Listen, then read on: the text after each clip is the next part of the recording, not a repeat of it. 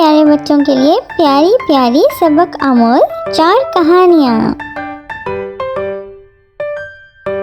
एक समय की बात है, एक छोटे से गांव में एक अनोखा डायनासोर रहता था जिसका नाम था टेथी। टेथी बहुत प्यारा और दोस्ताना था, लेकिन उसकी एक खासियत थी, उसके दांत नहीं थे। बाकी सभी डायनासोर उसे देखकर हंसते थे और कहते थे, पटेथी, तुम तो बिना दांत के हो, तुम क्या खा सकते हो? टेथी हमेशा मुस्कुराता और कहता, ला मैं बिना दांत के भी खुश हूं। बेलाने वह अपनी लंबी गर्दन और बड़े पैरों के साथ जंगल में घूमता, पेड़ की पत्तियां खाता और छोटे फल चुराता। लेकिन कभी कभी उसे अकेलापन महसूस होता था। एक दिन जंगल में एक बड़ी समस्या आ गई। एक भालू का बच्चा पेड़ पर चढ़ गया और नीचे उतर नहीं पा रहा था। सभी जानवर उसे देखकर चिंतित थे। बारे में उसे बचाना होगा। सभी जानवर चिल्लाए, लेकिन कोई भी उसे बचाने की हिम्मत नहीं जुटा पा रहा था। टेथी ने सोचा, मैं बिना दांत के भी मदद कर सकता हूँ। पहला डर उसने अपने दोस्तों से कहा, बाद मैं अपनी लंबी गर्दन का उपयोग करूंगा। मेरा सभी जानवर हैरान हुए, लेकिन टेथी ने अपनी गर्दन को पेड़ की ओर बढ़ाया और भालू के बच्चे को अपनी पीठ पर बैठने के लिए कहा। भालू का बच्चा टेथी की पीठ पर चढ़ गया और धीरे धीरे नीचे उतरने लगा। सभी जानवर ताली बजाने लगे और टेथी को सराहने लगे। पार देखो, टेथी ने बिना दांत के भी हमारी मदद की, उन्होंने कहा। उस दिन के बाद सभी जानवरों ने सीखा कि असली ताकत दांतों में नहीं, बल्कि दिल में होती है। टेथी ने साबित किया कि वह बिना दांत के भी बहुत खास था, और इस तरह टेथी ने अपने दोस्तों के दिलों में एक खास जगह बना ली। अब टेथी जंगल का हीरो बन गया और सभी जानवर उसे प्यार करने लगे। वह हमेशा मुस्कुराता और कहता, आज मैं बिना दांत के भी खुश हूं, क्योंकि मेरे पास दोस्त हैं। ਇੱਕ ਵਾਰੀ ਦੀ ਗੱਲ ਹੈ, ਇੱਕ ਮੋਟਾ ਖਰਗੋਸ਼ ਸੀ ਜਿਸ ਦਾ ਨਾਮ ਬੁੱਲਾ ਸੀ। ਬੁੱਲਾ ਇੱਕ ਸੋਹਣਾ ਬਾਗ ਵਿੱਚ ਰਹਿੰਦਾ ਸੀ, ਜਿੱਥੇ ਰੰਗ ਬਿਰੰਗੇ ਫੁੱਲ, ਹਰੇ ਭਰੇ ਪੱਤੇ ਅਤੇ ਮਿੱਠੀਆਂ ਬਾਂਸੁਰੀਆਂ ਦੀਆਂ ਆਵਾਜ਼ਾਂ ਨੇ ਉਸ ਦੀ ਦੁਨੀਆ ਨੂੰ ਰੰਗੀਨ ਬਣਾਇਆ ਸੀ।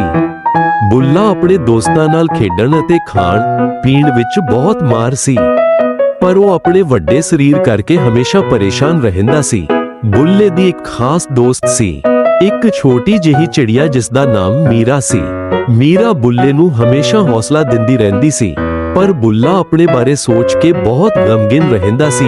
ਇੱਕ ਦਿਨ ਮੀਰਾ ਨੇ ਬੁੱਲੇ ਨੂੰ ਕਿਹਾ, ਤੂੰ ਆਪਣੇ ਆਪ ਨੂੰ ਬਦਲਣ ਦੀ ਕੋਸ਼ਿਸ਼ ਕਰ। ਜੇ ਤੂੰ ਆਪਣੀ ਆਤਮ ਸਨਮਾਨ ਨੂੰ ਵਧਾਉਂਦਾ ਹੈ ਤਾਂ ਤੂੰ ਹਰ ਚੀਜ਼ ਕਰ ਸਕਦਾ ਹੈ। ਬੁੱਲਾ ਨੇ ਸੋਚਿਆ ਕਿ ਉਹ ਆਪਣੀ ਜੀਵਨ ਸ਼ੈਲੀ ਨੂੰ ਬਦਲਣ ਦੀ ਕੋਸ਼ਿਸ਼ ਕਰੇਗਾ। ਉਸਨੇ ਫੈਸਲਾ ਕੀਤਾ ਕਿ ਉਹ ਹਰ ਰੋਜ਼ ਕੁਝ ਨਵਾਂ ਸਿੱਖੇਗਾ।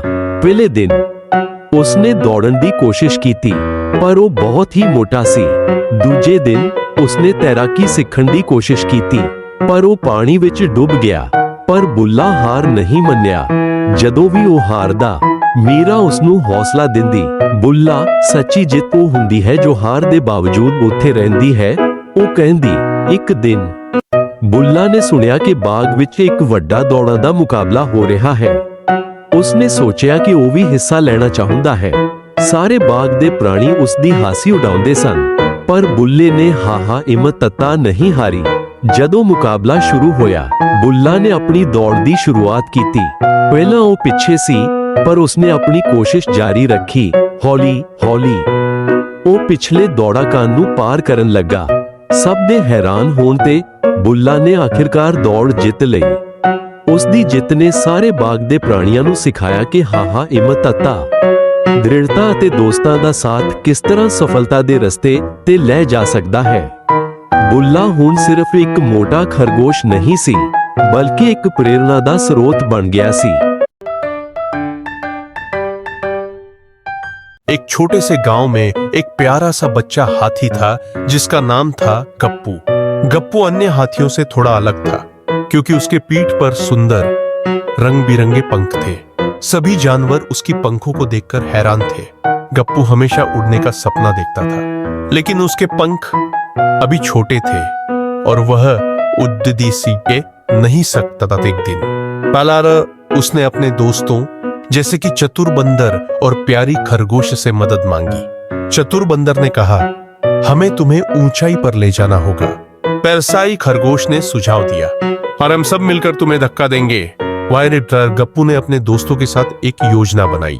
सभी जानवर एक साथ मिलकर गप्पू को एक पहाड़ी की चोटी पर ले गए। वहां गप्पू ने अपनी आंखें बंद की और गहरी सांस ली। उसने अपने पंखों को फैलाया और अपने दोस्तों की मदद से ऊंचाई से छलांग लगाई। जैसे ही गप्पू ने छलांग लगाई, उसके पंखों ने हवा को पकड़ लिया और वह धीरे धीरे उड़ने लगा। सभी जानवरों ने खुशी से चिल्लाया। गप्पू ने आसमान में उड़ते हुए अपने दोस्तों को देखा और उन्हें अपनी उड़ान का आनंद लेने के लिए बुलाया। गप्पू ने अपने पंखों को और मजबूत किया और आसमान में ऊंचाई पर उड़ने लगा। उसने बादलों के बीच खेला, सूरज की किरणों के साथ नाचते हुए, और नीचे अपने दोस्तों को देखकर मुस्कुराया।